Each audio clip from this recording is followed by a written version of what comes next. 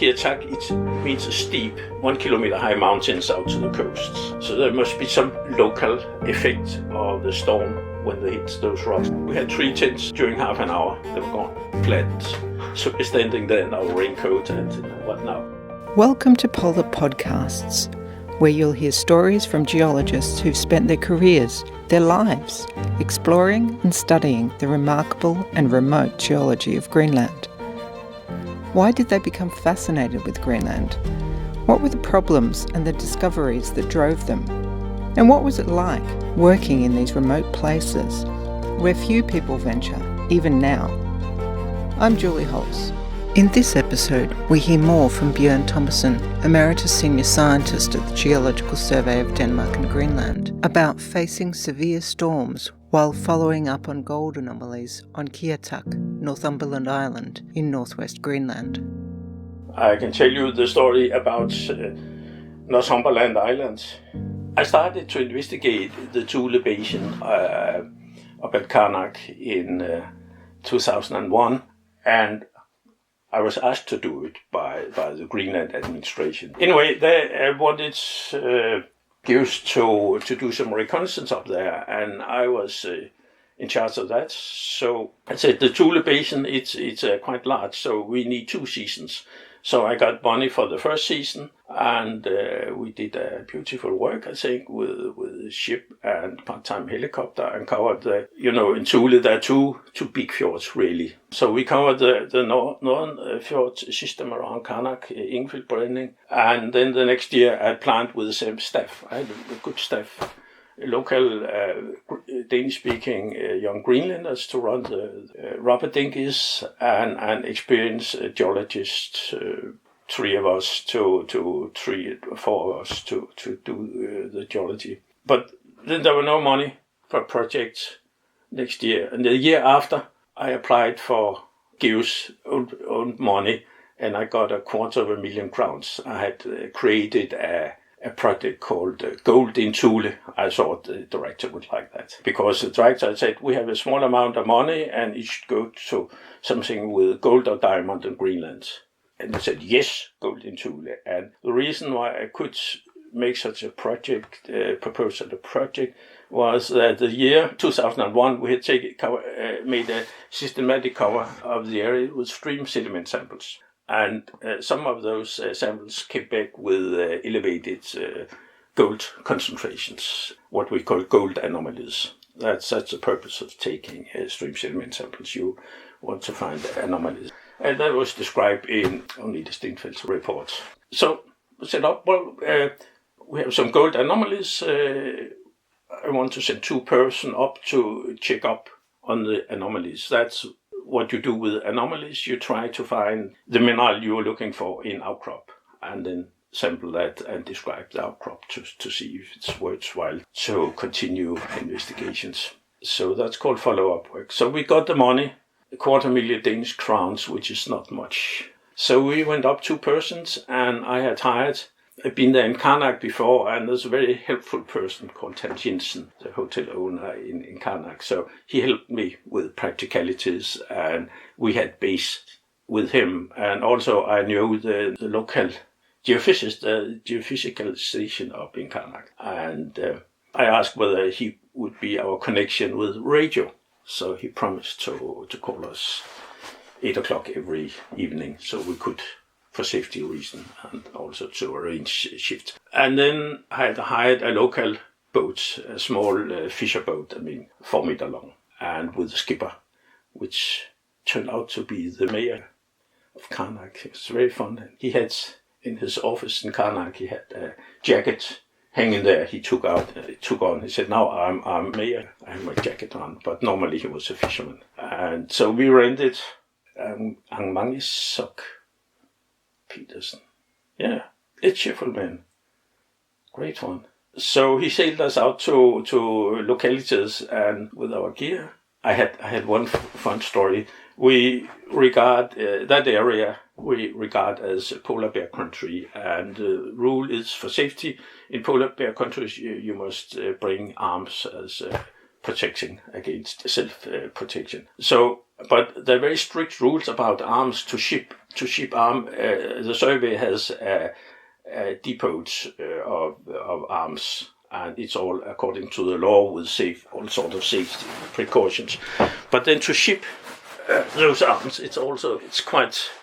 You just don't send them with air freight to Greenland. You have to meet in the cellar below the airport in Kastrup and go through all sorts of security and have to inspect You must have permits for the Danish police and the Greenlandic police and special arrangement with the airline. So eventually we got our box up to Kiatak with a rifle and two pistols. That's normally what I use. A pistol for each geologist and a rifle for the tent, standing in the kitchen tent.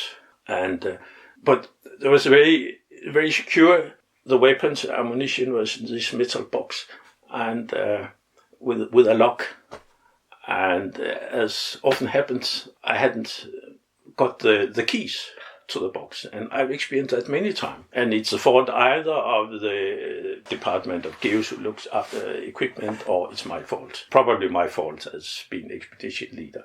Anyway, I didn't have the key, and remember, we have to call the police in Kiatak and ask him to open the box. And so I have a picture of the uniformed policeman standing with its bolt cutter cutting up the lock on that box. Anyway, so we had several for field camps, the two of us, Ditlev and I, and the first one, Kiatak, the mayor, he sailed us out and put us out on shore with our gear. We put up our tent and did our fieldwork investigations. And then a day before it had planned, he suddenly appeared with his small boat and said, "Oh, we must hurry. I have a storm in my bag." So a storm was coming up. So we had to pack down everything very fast, and then we were in the middle of the storm, and his ship was not in the best condition, I'll tell you. My friend, who's my companion, who's very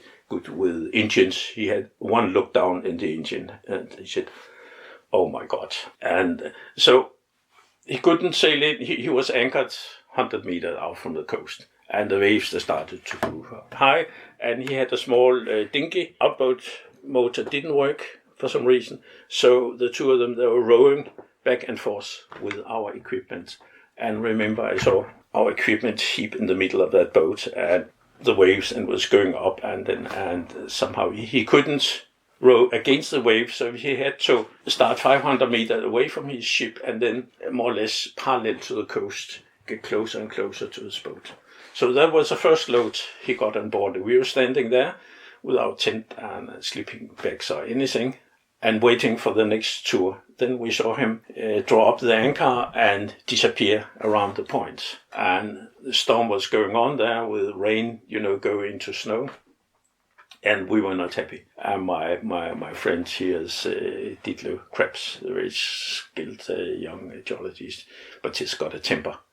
And remember, he was screaming and shouting, "It's disappearing with our equipment." But the thing was, afterwards they came down, we were laying at the coast, and there was a moraine, a wall of big rounded rocks. They were coming down, the two Greenlanders, down from the east, down to us, and said, "Oh, there was too much wind, we had to come in lee of that point there. So now we must carry the rest of the equipment over that moraine of rolling boulders and down to the ship there." And we did that, and it was the awful weather.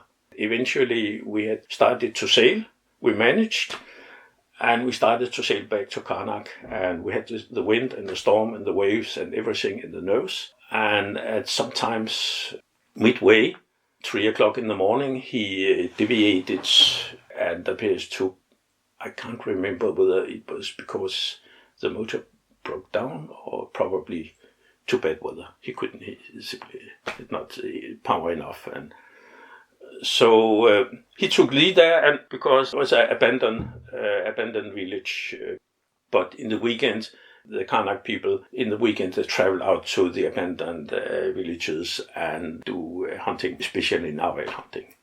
So there was one house in good shape, and 2 or 3 families sleeping there. And I remember coming in, and when they do their narwhal hunting, apparently they always have one person looking out for narwhals 24 hours, regardless of weather. And I remember coming in to the shore, and that fellow was standing there and couldn't see 10 meters away, and it was absolutely soaking, raining in buckets. And he pointed up to that house. So we went up there. Our man Chuck and his companion, they took Greenland, stay on board the boat, of course. Went to anchor somewhere. So Ditlev and I, with our sleeping bags, we went up to that, and the house was absolutely full of, I said, 3 families, sleeping bags all over. They were sleeping in. We were offered a foam mattress and went to sleep there. I remember at some time, when you share a foam mattress, in your sleeping bag you have your head in each end. You have your comrade's feet at your head.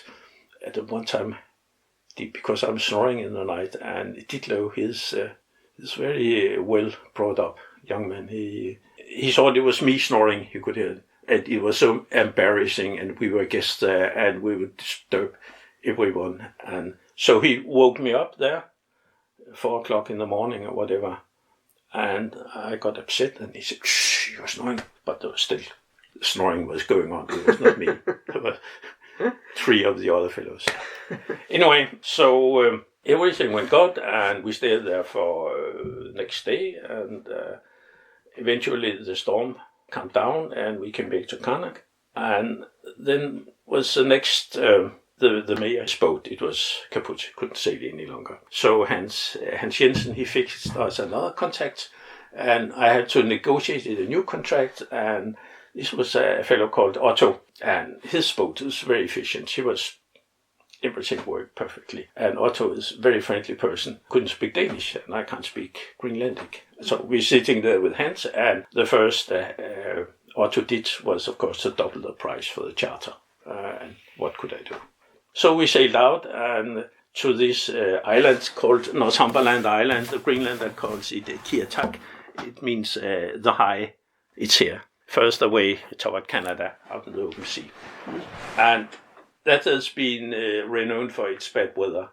And Peter Dawes, the geologist who's mapped in the area, told me a story about his boats, fishing boats, his chartered, being thrown up on the coast, and there's pictures of it by waves. Anyway, we went out there and went into camp, and very interesting place geologically. And as I said, we had gold anomalies. That's why we came there. And in my report, I've recommended further investigations. There was some good targets. But then came this storm, and I never experienced anything like it.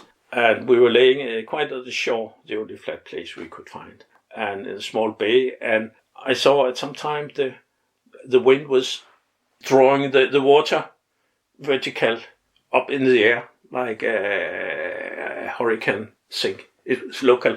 As I said, Kiatak, it means a steep.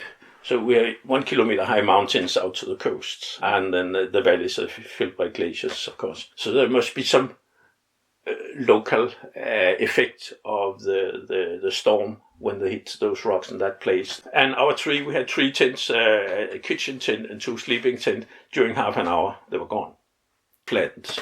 So we're standing there in our raincoat and like, what now? And to our luck, and of course it was pouring down. To our luck, we had seen the day before Greenlander huts, because that place in the wintertime, the people from Kiatak, they travel out. There's Polynia, and in that Polynia there are walruses. So they do their walrus hunting there in the wintertime.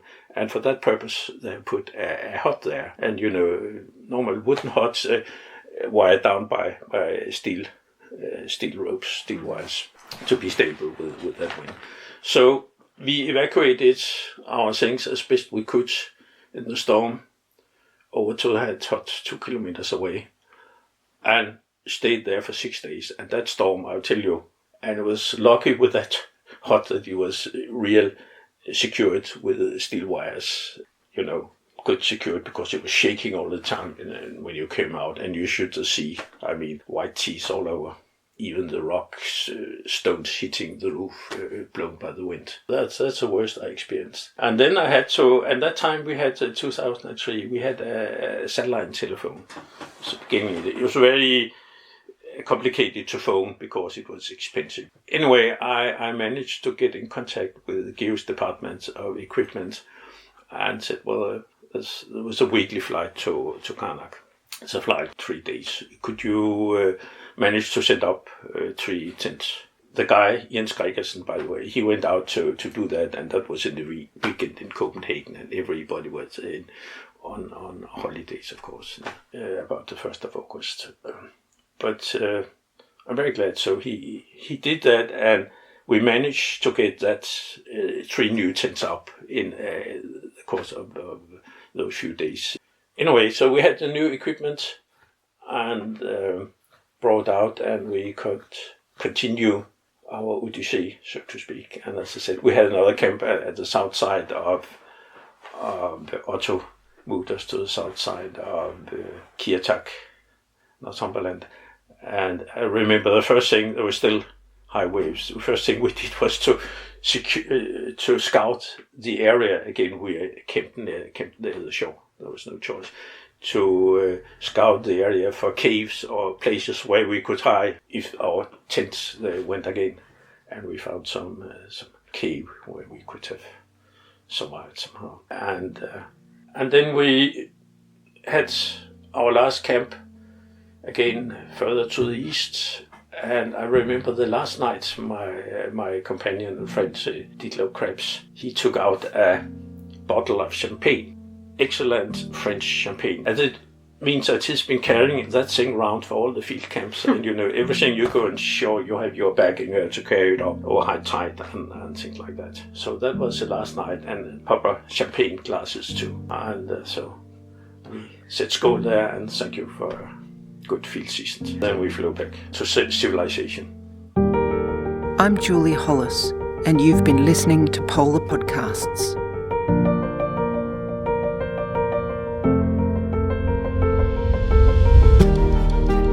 In the next and last episode of Polar Podcasts, we hear more from Professor Alan Nutman about his lifelong passion for making geological maps.